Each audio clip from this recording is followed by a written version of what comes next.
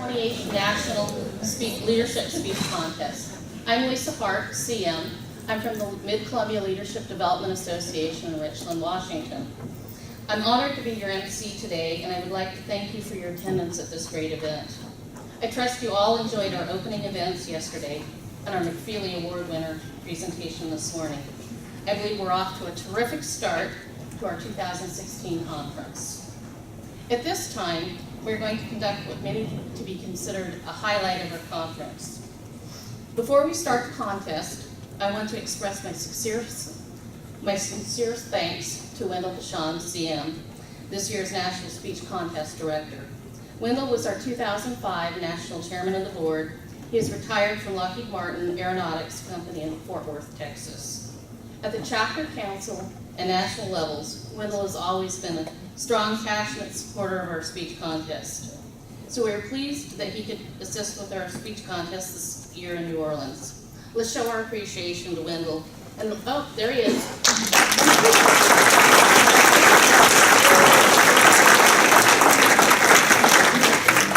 Today, we have the distinct privilege of listening to 4 exciting young adults. They will each present speech centered on the theme of leadership. It will be interesting, as always, to hear what the subject means to them and how they learn to approach the topic at this point in their young lives. If past experience holds true, our speakers will no doubt intrigue you, they will all lift your spirits, and quite frankly, make you proud. Just a few words about the contest and some of its rules. Most of those you know already, but it never hurts to repeat them. You are not, and I repeat, not to applaud after each speaker. The lack of applause and a few moments of silence allow the judges to concentrate while scoring the contestants. The speakers have been advised of this procedure and will be expecting that period of silence after their speeches. At the conclusion of the contest, and after we have dismissed the judges to complete their scoring, all the speakers will return to the room to be introduced. A reminder, our contest rules state, at all contest levels, there shall be no photography, video, or audio recording allowed during the contest, except if arranged by NMA. There will be ample opportunity for taking pictures of the contestants later in our program. In addition, I want to remind everybody, please turn off all your phones. Let's do that right now. Are they all off? Okay, you don't want to go off when get our speeches going on. Okay, so at this time, let me also give you some basic information about the running of our contest. Presentations by our contestants will be in alphabetical order, A, B, C, and D, instead of numerical order 1, 2, 3, and 4. All the speakers were assigned a letter during an earlier random drawing. Speeches are not to exceed 6 minutes or be less than 4 minutes. Otherwise, penalty points will be applied. Judging is done by a select group of people, including some individuals from the local area. Our judges are highly skilled and experienced in the art of public speaking. Each judge will submit an individual score for each contestant. The chief judge will tally the scores for each contestant, and the decision of the judges will be final. We have the pleasure of introducing to them a bit later. As a popular civic activity and program, the NMA Speech Contest was developed with 4 primary purposes. The first purpose is to engage high school students in the study of leadership and its many attributes and components. The second purpose is to involve them in researching, writing, and delivering a speech on what they have learned or observed. The third purpose is to provide our students with an incentive to develop communication skills that are essential in their success in life. The fourth purpose is to provide winning students with financial rewards that will help them further their education. So, we will now start our contest. Ladies and gentlemen, Contestant A.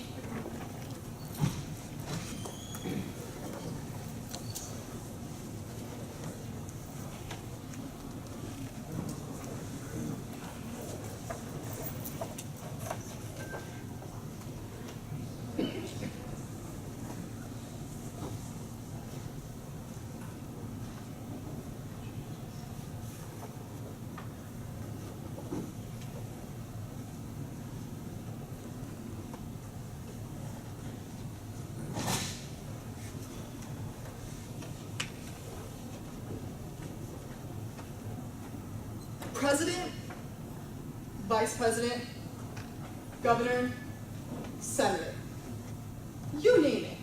Anyone can have these titles if elected or appointed. But what does it mean to prove your role title?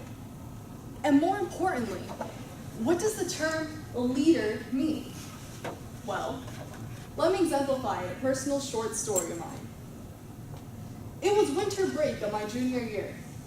I couldn't believe that just 2.5 years ago, I was a Navy Sea Cadet recruit being trained at boot camp.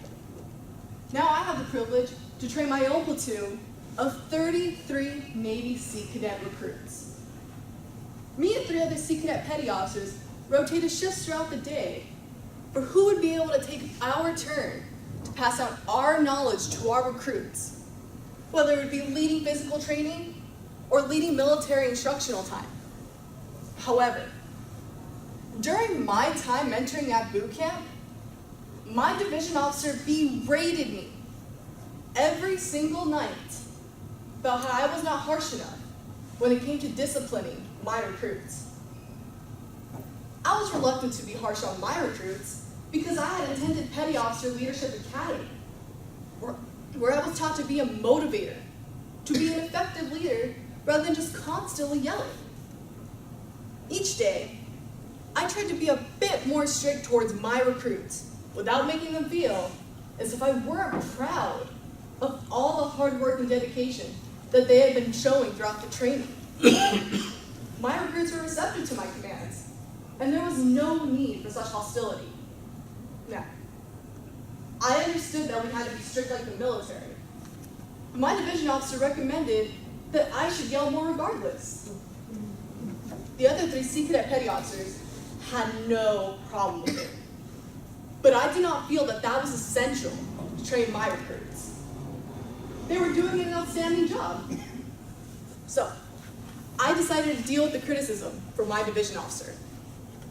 At the end of the training, my recruits respected me and thanked me for all the knowledge and motivation that I had given them throughout the training. And even though my division officer never appreciated the fact that I wasn't harsh enough on my recruits for no reason, it was about what the recruits learned and what they could take away from the training.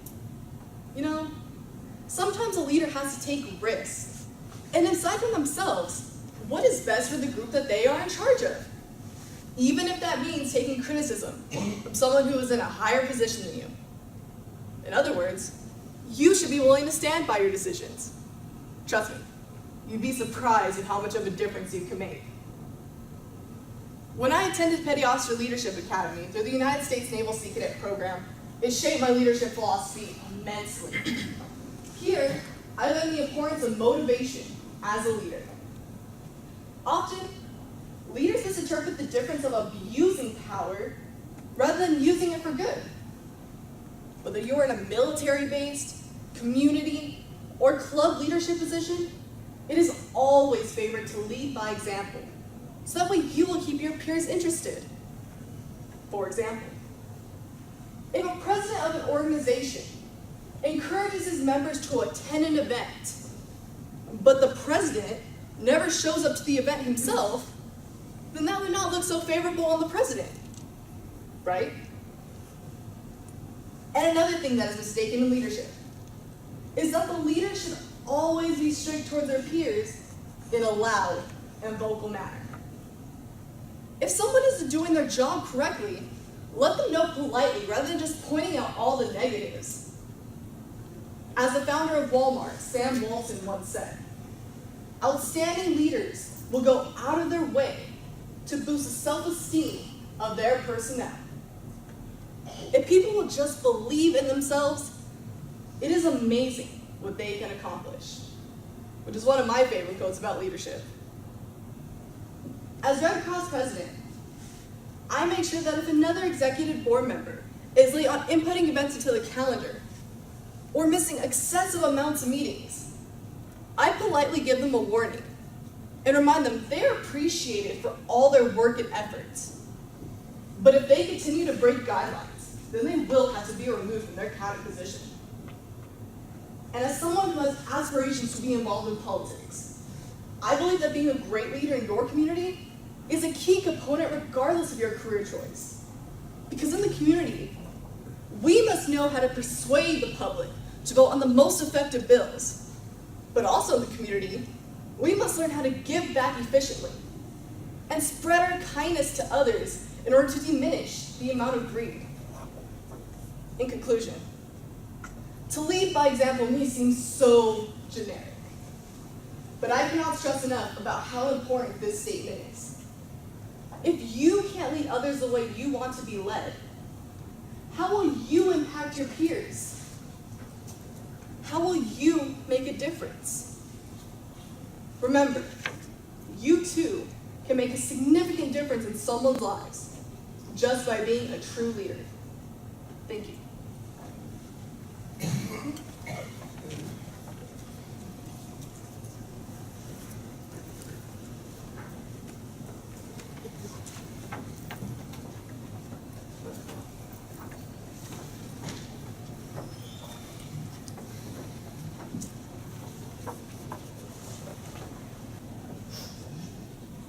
NMA's youth programs began in the 1980s.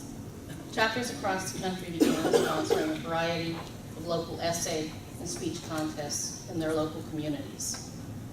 Today's speech contest, originally the American Enterprise Speech Contest, began as a grassroots program in the southeastern area of the U.S.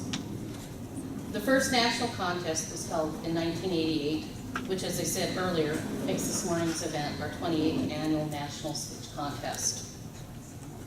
In the early 1990s, the NMA Educational Foundation conducted corporate, chapter, and individual fundraising to help support the cost of the contest at the regional and national levels. Most NMA chapters and councils have their own fundraising activities to help pay for the monies, the prize monies, and other contest expenses. Since the contest inception, NMA has distributed over $500,000 from the Educational Foundation to cover prize money at the area and national contests, as well as travel expenses. That's a lot of money. It helps pay for the travel expenses and prize monies for the contestants and one chaperone. Over 400 young women and men have benefited from these funds. Thousands of other young men and women have also participated in all levels of the competition.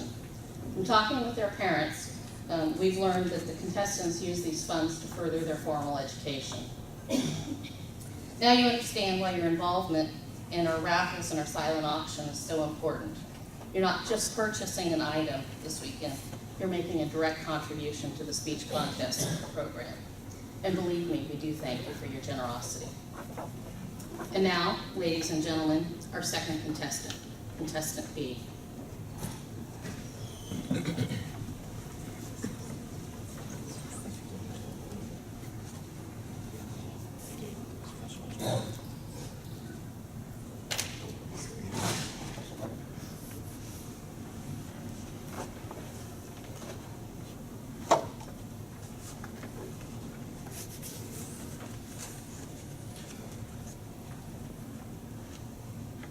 When I was 8 years old and first learning American history, to me, war existed in its purest and most oversimplified form. My perception was that war took place in a massive open field, divided by an unseen line. On the left side of the field stood the good guys and their leader, and on the right side of the field stood the bad guys and their leader. And this oversimplification led to leaders on both sides of the field losing their face and form and becoming a hazy manifestation of either righteousness or cruelty. Now, more than 8 years later, I feel compelled to revisit this analogy and figure out why the leaders on both sides of the field stand where they do. Who are these people? And why are they qualified to lead?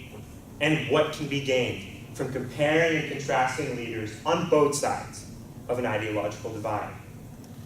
To answer these questions and more, our nameless field takes on the identity of a rolling green pasture outside the Appomattox Courthouse, in Virginia. It's a warm April afternoon in 1865. On the left side of the field stands the victorious General Ulysses S. Grant, and on the right side of the field stands the defeated General Robert E. Lee. Let's start with Grant. Grant was a man of passion and empathy, driven by a fear of failure and a hatred of boredom. Now, these aren't qualities usually ascribed to the textbook leader, someone who is confident and fearless in his decision-making. But Grant's uniqueness comes from the fact that he leveraged his feelings to become one of the greatest generals in U.S. history. Grant's lack of self-satisfaction meant that he never accepted victory and he never accepted defeat. Often, after besting the Southern Army in a battle, he would follow up a victory with another one. After losing to Lee's army at the Battle of the Wilderness, he commanded his troops to chase after the Southern Army, despite the fact that he had just lost. See, Grant's empathy and emotional intelligence led him to understand that physically besting your opponents is only one facet of true victory. He also sought to psychologically dominate his adversaries. He instilled in his men his tendencies towards tenacity and restlessness by constantly keeping them on the move and constantly in the position of offense. But despite Grant's energy and victories, Lee is seen by most to be the superior general and leader. Lee, like most great leaders, was incredibly humble and used the hubris of his northern opponents to his advantage. Lee's strategic prowess is exemplified by his victory at the Battle of Chancellorsville. Despite the fact that he was outnumbered more than 2-1, Lee split his already dwindling forces to surround the Union Army and deliver an overwhelming victory. But despite his humility, he was not inconspicuous. Lee's presence, personality, and charm were admired not just in the South, but in the North and worldwide. A British general once remarked that Lee was the handsomest man of his age I've ever seen. All of these qualities point to Lee being the superior general and leader. Lee was more patient, calm, and efficient than Grant. Lee survived for 4 years with half the supplies of the Northern Army. But despite this, I would make the case that Grant is the superior leader. Because while Lee may read like a great leader on paper, a leader is only as good as his cause. Grant and Lee both abhorred slavery, but Lee decided to fight for the Confederacy because it was his homeland. He chose to fight amongst friends and family rather than the principles he should have upheld. Grant, on the other hand, fought not only for America, but for what he believed America stood for. In a letter to Lee, Grant wrote, "I do not know why black skin may not cover a true heart as well as white skin." And this display of courage is ultimately why, on my imaginary field, Grant and Lee stand where they do. Grant led on the left because he led with justice and equality. Lee led on the right because he chose to do what was comfortable instead of what was right. And in the end, that's what I want from my leaders. Not a display of charisma, but a display of courage. The courage to stand up against bigotry. The courage to stand up against injustice. The courage to stand up against the expedient answer and to do the right thing. Thank you.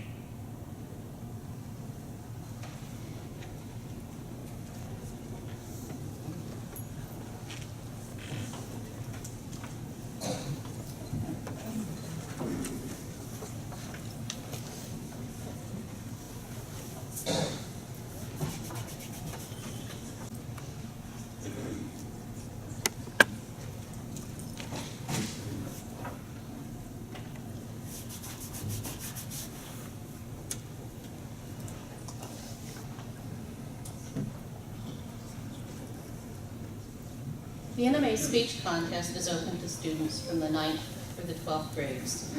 It is based on 4 levels of competition.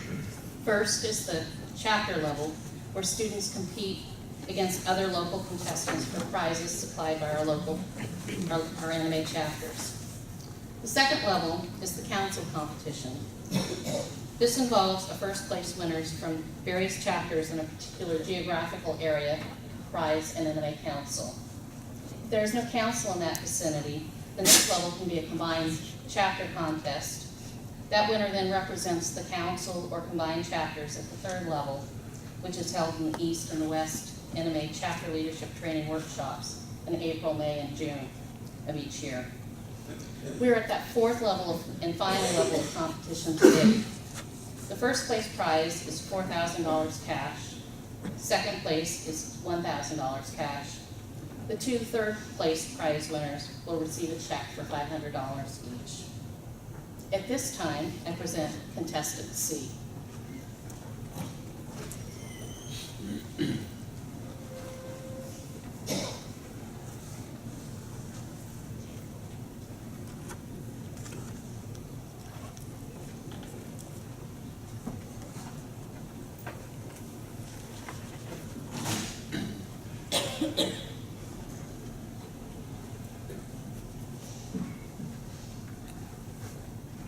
What makes a good leader? Is it the solid student who studies intensely and consistently in order to make excellent grades? Is it the courageous individual who shakes off fear in order to stand up to an enemy? Better yet, is it the man who is fired from his own company only to come back with bigger and better strategies? Picture this. You're in your childhood, you've just finished supper, and are anxiously waiting to sit down with your mom to listen to your bedtime story. After storytelling, you get ready for bed and are having the best dream any kid could have. When suddenly that dream is interrupted by a loud banging on the front door. Adrenaline coursing through your veins, you wake up in a rush and are immediately dragged out of your house. Oblivious to what's going on, you are ordered silent and are thrown into the back of a vehicle. It is at this moment that you realize these are the last few breaths you will ever take. And as for the mother, she lies at the doorstep crying in agony, pleading for her child to come back. But on August 28th, 1955, a young man, Emmett Till, was murdered by men blind to human dignity. As described by the mother, her child's tongue had been choked out. His right eye was lying midway on his cheek. Both of his ears were gone. And there was a gaping hole through both temples of his brain. Fast forward, March 10th, 2011. The boy had just finished his household chores and could not wait to enjoy nature's blessing. He couldn't wait to play kickball, frisbee, tag, just kicking it back with him and his buddies. However, moments into stepping outside, the boy heard a loud scream from his mother, "Watch out!" When the boy turned around and looked up towards the street, he saw an empty glass Coca-Cola bottle headed straight for his head. By the grace of God, that cup narrowly missed him. When the boy turned around and looked back up towards the street, he witnessed an old pickup truck speeding by, with 3 men in the back screaming, "Heads up, little boy." However, that little boy was not scared. That little boy was concerned. He questioned the sick and perverted social and ethical values still in existence. That little boy was me. Now you might be wondering, what is the link between Emmett Till and me? We both experienced prejudice. The difference? I survived. Period. Thus, there is a moral obligation for me to be the change agent that enhances my immediate surroundings and the lives of other people. Because I must accept wise counsel to seize every opportunity and to take nothing for granted. Now, truthfully, every human being has that same exact capacity. However, I feel compelled to serve others. Now that is the true characteristic of good leadership. A good leader does this whether they're hailed as a hero or never publicly recognized. You see, a good leader does what is right regardless of adversity and regardless of ridicule. An example, Oprah Winfrey. Now this bright young woman was raped at a very young age and truly started from the bottom. At her career's inception, she worked at an unpopular A in Chicago. Nevertheless, she put in the work and told the story for those who had no voice. Today, she is known for her famous talk show, The Oprah Winfrey Show. Tom Cruise, 5'7" young male, again, was abused at a very young age. Tom Cruise attributes his trust issues with moments where he and his father would be relaxing on the couch one moment, and the next, his father bashing his head against the wall. But despite this intense adversity, Cruise refused to back down. In fact, he used these events to propel him. Cruise went on to win 3 Golden Globe Awards and is acknowledged as the wealthiest actor in Hollywood today. But what do these two icons have in common? How do they fit in as good leaders? They both stood in the face of adversity. They both refused to become bitter. They became better and a source of betterment. They used their talents to enlighten, to encourage, and to empower others. Now, in order to guarantee that we preserve and grow a better future for all, we as individuals must stand against adversity today.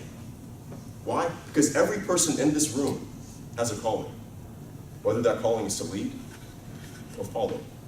We all have a calling so much greater than ourselves.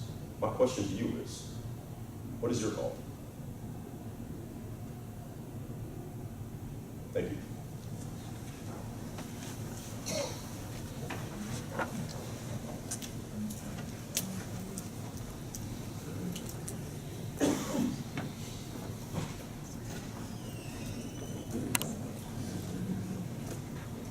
One of the most desirable qualities for an individual to possess in today's competitive environment is the ability to speak convincingly.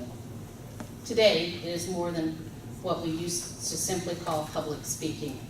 In order to be understood, one must be able to communicate effectively. It is a classic example of learning by doing. It is our hope that this contest not only results in our students becoming proficient in that skill, but we trust that preparing for the speech has them thinking more deeply about what it means to be an effective leader. Our country, our business world, and our global economy all call out for a new generation of people who can provide clarity, direction, and leadership. Our NMA Speech Contest is a program that is definitely in the right place and at the right time. Your support by being here today lends a critical air of importance to what we are trying to accomplish. At this time, our last contestant, Contestant D.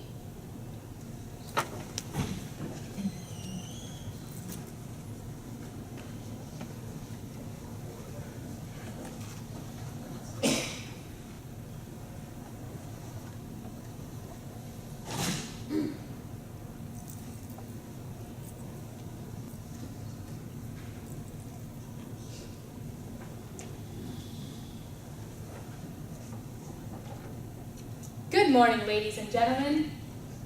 Do many of you think that queen bees are the ideal leaders? They hold the hive together, encourage teamwork between the worker bees, and produce the next generation of the hive, right? Actually, queen bees mostly do one of these things, reproduce. The rest of the honeybee hive likely serves to boost the queen's image. This complex leadership structure of the honeybee colony has allowed bees to evolve for thousands of years, and it greatly models our own social structure. I'm here to contend today that simply being the queen bee does not make the ideal leader. Good leaders dream big, but oftentimes the plans and ideas we have in our heads don't see fulfillment.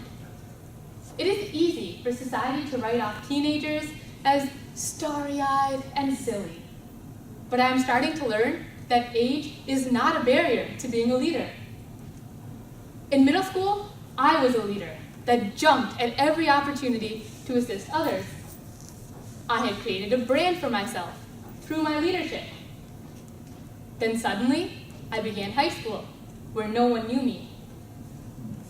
All of my well-crafted plans began falling apart, and I found myself losing confidence. But I fought back. I started neuroscience club at my high school last fall. Not only did I have to find a sponsor, but I also had to assemble a board of directors and advertise to new club members. Through extensive communication and networking, I secured speakers, from the local community and nearby colleges to come speak to our club. I've even had to convince my parents why it was absolutely necessary to drive to the local pet store at 8 p.m. and buy crickets so that we could listen to the neurons firing in their legs the next day. Neuroscience Club has taught me the importance of persistence and enthusiasm. I'm helping people explore their interests, and our club is just getting started.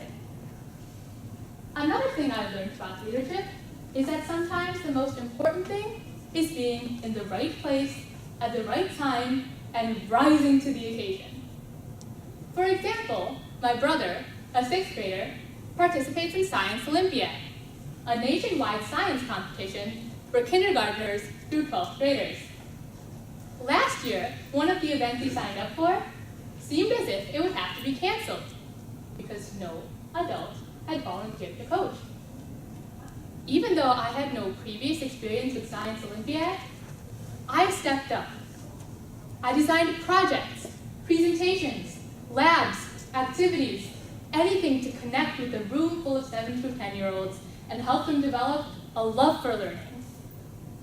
Initially, many parents felt I was incapable of creating a competition-ready team.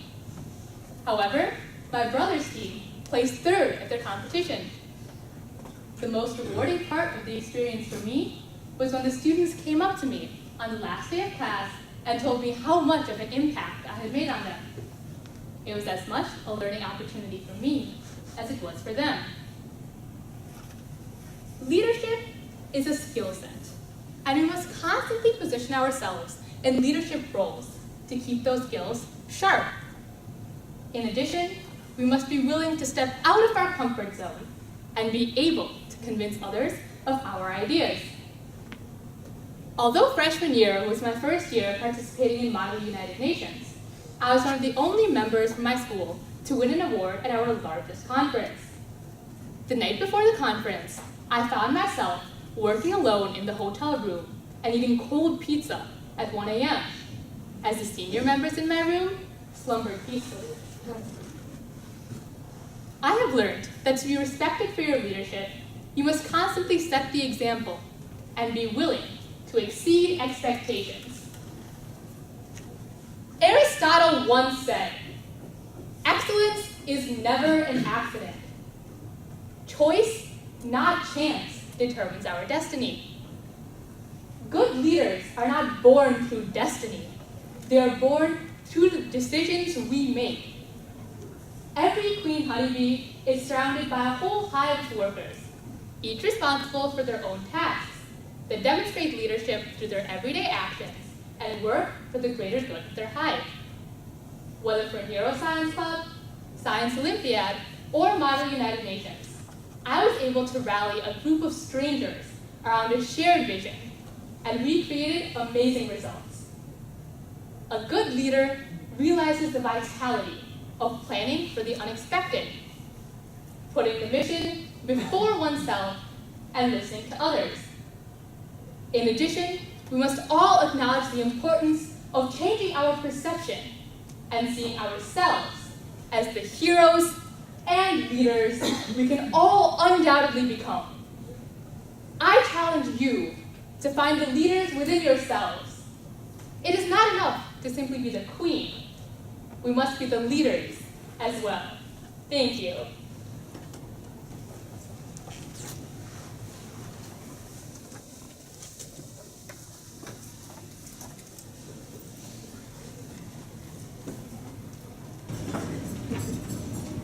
All right, we've got a very busy luncheon program, so let's get started with a really important piece of business, and that's the results of the speech contest.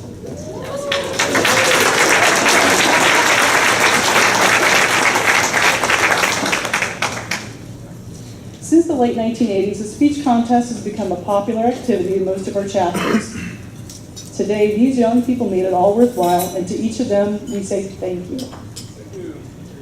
You've been chosen as the 4 best contestants in the nation, and you ought to have okay, we're going to try and speak today. You ought to be very proud, because I know that we are.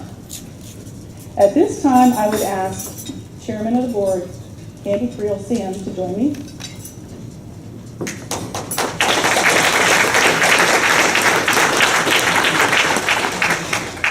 I'd like to also recognize again Wendell Tishon, CM, who is our 2005 NMA Chairman of the Board from Fort Worth, Texas.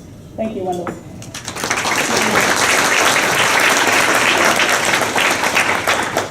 And thank you to all the volunteers. Would everyone who assisted with the contest please stand and be recognized? You guys are invaluable.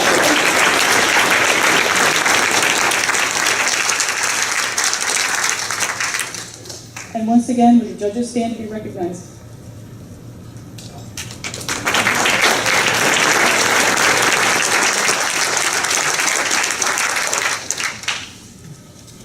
We had a chance to get introduced briefly to our contestants, but I'm going to ask you guys to come up on the stage, please. I'm going to have you on stage left. First, we have Alexander Coronado. Just to kind of go over the bio just a little bit more. Alexander graduated in May from Highland High School in Palmdale, California, where she was class valedictorian. She is currently a freshman at the University of California in San Diego, majoring in political science. Alexander is sponsored by the Lockheed Martin Leadership Association in Palmdale, California.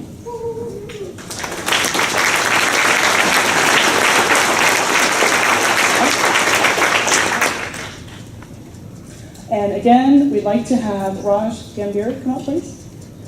Yeah.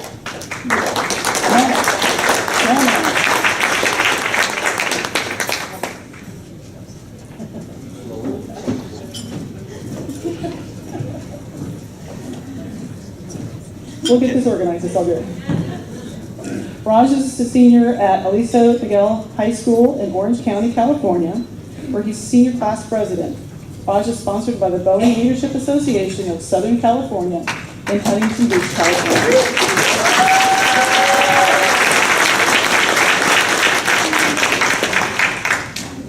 Third, may I introduce Samia Kulkarni. Samia is a junior at Northville High School in Northville, Michigan, and a national chess championship player. Samia is sponsored by the Blue Cross Blue Shield of Michigan Leadership Development Association in Detroit, Michigan.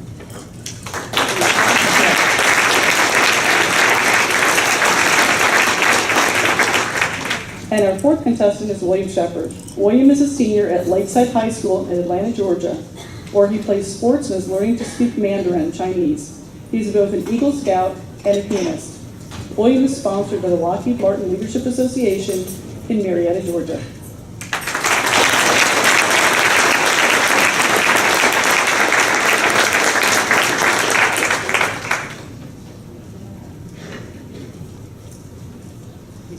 I got that. We have one missing. He'll be joining us later. Congratulations to all of you. Each of you did an outstanding job this morning. Listening to you was a pleasure, and we thank you for making the trip to New Orleans this weekend. We're going to pause for just a second, so I'm going to have to do a little bit of tap dancing here. You don't want to see that. You do not want to see that. I think we are doing just that. And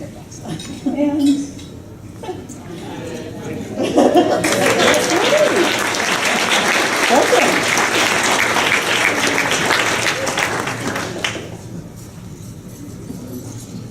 We've got a place for you on stage.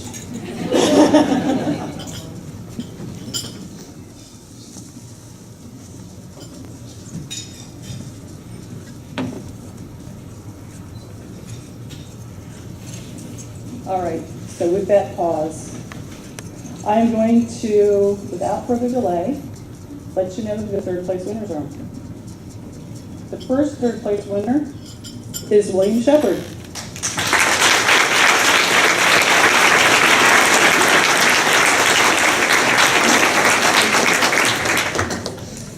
And we have Alexander Coronado. Congratulations.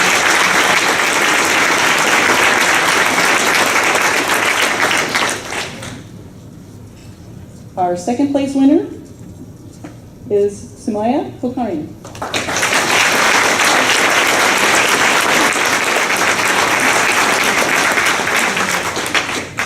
Ladies and gentlemen, our first place winner and winner of a $4,000 cash prize is Raj Gambhir.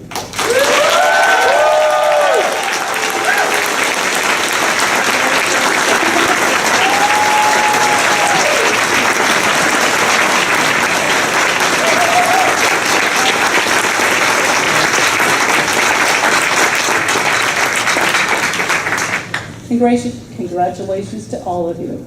You have a very bright future ahead of you.